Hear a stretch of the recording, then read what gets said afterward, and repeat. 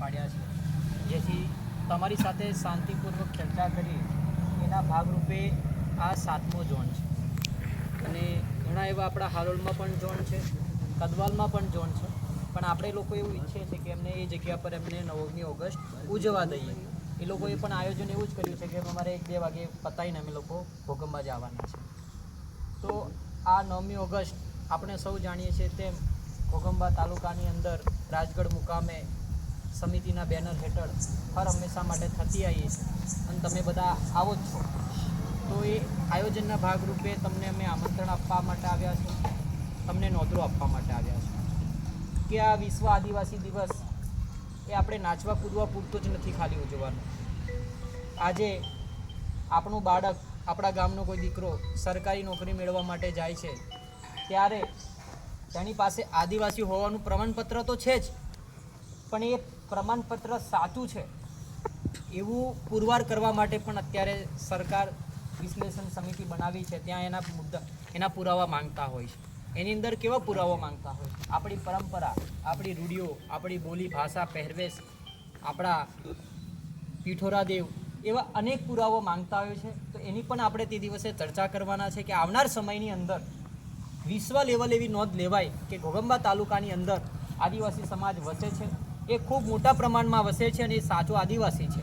તો ક્યારેય ઉઠીને આપણું બાળકને અન્યાય ના થાય એ માટેના આપણે સૌએ પ્રયાસ કરવાના છે. આ જે પ્રસંગ છે એ અમારો કે તમારો કોઈનો નથી, એ આપણા સમાજનો છે, આપણા ઘરનો પ્રસંગ છે. એમ મળીને આપણે સૌએ સાથે મળીને એવો ઉજવવાનો છે કે વિશ્વ લેવલે સારી એવી નોંધ લેવાય. જિલ્લામાં તો લેવાય જ છે, પણ આપણે પ્રયત્ન હવે વિશ્વ લેવલ સુધીનો પ્રયત્ન કરીશું. સાથે સાથે આજે આપણે સૌ જાણીએ છીએ ક્યાંક ને ક્યાંક આદિવાસી સમાજ સાથે ઘણી જગ્યા પર અન્યાય થાય છે. આજે આપણે સાથે સરપંચ સાહેબ પણ બેઠા છે. ઘણા સરપંચો આજે ડરે છે કે ભાઈ અમે સમિતિ સાથે બેસીશું તો ક્યાંક અમને પાર્ટીવાળા હેરાન કરશે, ડરાવશે. આજે પહેલાં એક વખત એમના સરપંચ માટે આપણે તાલીઓ પાડી દો. એ જાહેરમાં આપણી સાથે બેઠા છે અને સરપંચ સાહેબને બી બાહેધરી આપીએ છીએ કે સાહેબ અમે બિન રાજકીય રીતે સમિતિ ચલાવીએ છીએ, અમે ત્યાં કોઈ પક્ષ પાર્ટી નથી કરતા હોતા.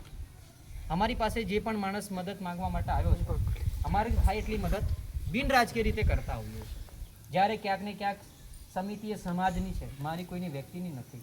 આજે હું છું, કાલે કદાચ નહીં હોય, મારી જગ્યાએ કોઈ બીજા કોઈ હેન્ડલ કરતા હશે, પણ આ કાયમ માટે ટકી રહેવાનો પ્રયત્ન અમે લોકો કરી રહ્યા છે.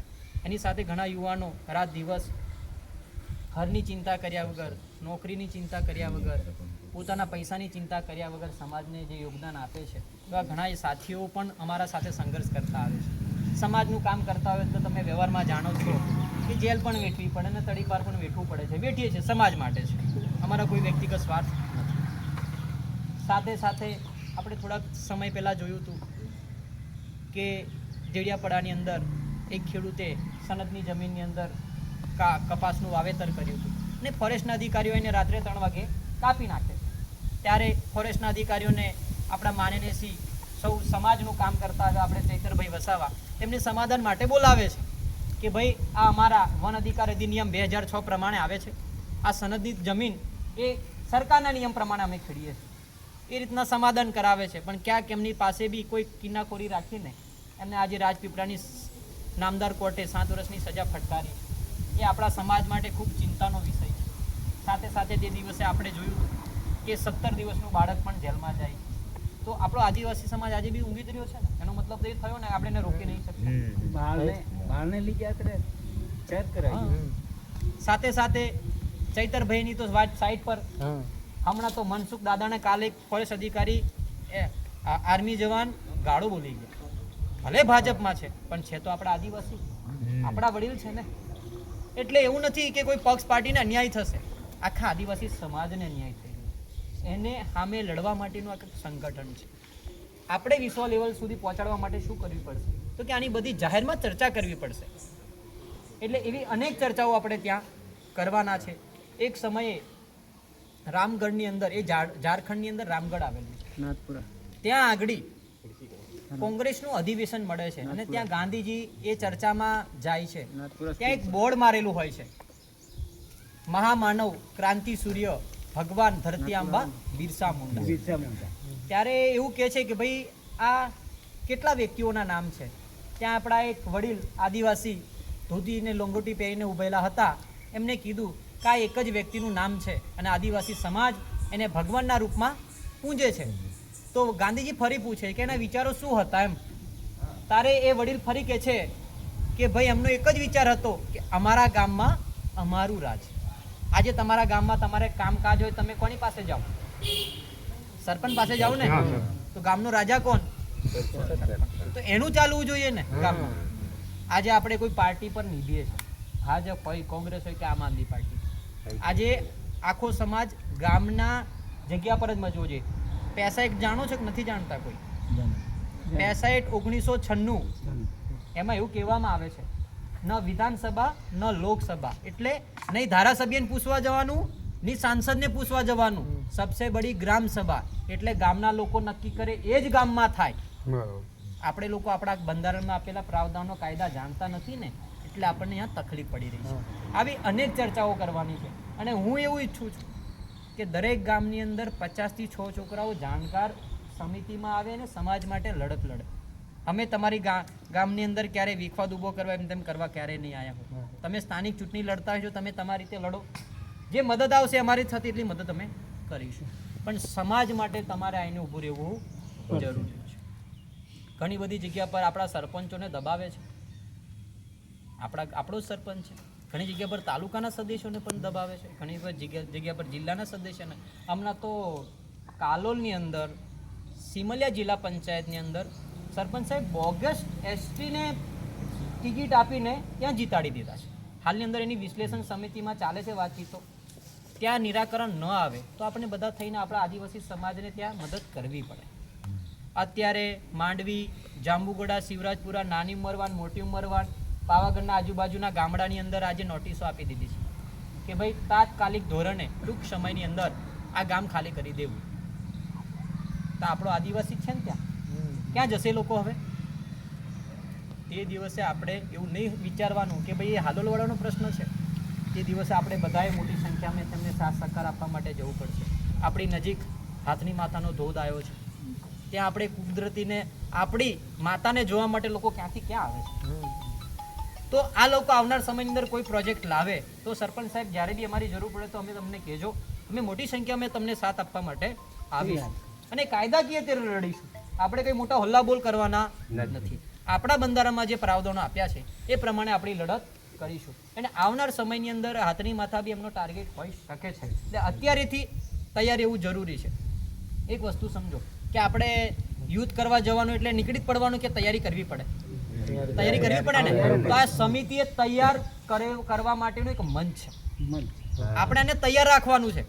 ઝેર જરૂર પડે એટલે પછી આપણે તૈયાર કરવા જવાનું રાહ નહીં પડે એમ. ડાયરેક્ટ પછી લઈને નકર આખું સૈન્ય લઈને જોડે નીકળી જશું તો આપણે એ લડત સારામથી આપણે કોઈની સામે લડી શકું. આપણે ઘણી જગ્યા પર સારી રીતના એવી લડતો આપી છે. હમણાં આપણે દુધાપુરાની અંદર કોરી આવતી હતી, જ્યાં કોરી નાખવાથી ત્યાં નજીકની અંદર 2 થી 3 આપણી આદિવાસી સ્કૂલો આવી છે. ત્યાં બાળકો ભણે છે, એમને નુકસાન થાય એવું હતું. સાથે સાથે નજીકમાં પાલ્લા ડેમ આવ્યો છે. એ કાચી માટીનો પાલ્લા ડેમ છે, એ પાકી માટીનો નથી. હવે એ ધડાકો થાય એટલે દિવાલમાં તિયાર પડવાની, આપણા ડેમને નુકસાન થવાનું છે ને. તો એ બધી રજૂઆતો કરી અને આપણા ગ્રામ સભાનો પાવર ત્યાં બતાવ્યો અને ત્યાંના સ્થાનિક સરપંચ પણ અમારી સાથે આવ્યા અને એમને પણ વિરોધ દર્શાવ્યો ત્યાં. અને એ પ્રોજેક્ટ તાત્કાલિક ધોરણે લોક સુનાવણી અંદર રદ થયો. એટલે આપણે સંગઠિત રહેશું અને ત્યાં ખાલી આપણા આદિવાસી સમાજ નહીં, બીજા સમાજે પણ એટલો સહકાર આપ્યો હતો. એવી ઘણી બધી ઘટનાઓની અંદર આપણે લડી શકીએ એવું છે. GFL ઘટની અંદર એક મોટું આંદોલન થયું, એની અંદર ઇતિહાસની અંદર પહેલી વખત એ કંપની 2 મહિના બંધ રહી છે અને લોકોએ મીડિયામાં જાહેરમાં નથી આપ્યું. સરપંચ સાહેબ 4 થી 6 જણને સસ્પેન્ડ કર્યા છે કંપનીએ અંદર જઈને. અને હાલની અંદર આજુબાજુ ગ્રીનરી કામકાજ ચાલુ થઈ ગયું છે, ઉપરથી નોટિસો એમની પર આવી છે. અને હાલની અંદર અમારો એક કેસ અહીંયા આગળ ઘોગંબા કોર્ટમાં ચાલે પણ છે અને સારો પોઝિટિવ જવાબ આપણી તરફેણમાં પણ ચાલી રહ્યો છે.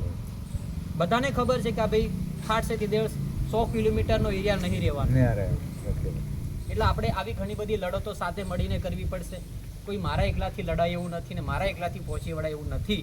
એટલે તમારા ગ્રામ્ય વિસ્તારમાંથી ઘણા એવા યુવાનો કે 10-15 લોકો તૈયાર થઈને સમાજની થોડી બાજુ જોવો અને સમાજને મજબૂત કરવો પડશે. નહીં તો પછી આવનારી પેઢીને બચાવવા માટે આપણી પાસે કોઈ હથિયાર નહીં હોય.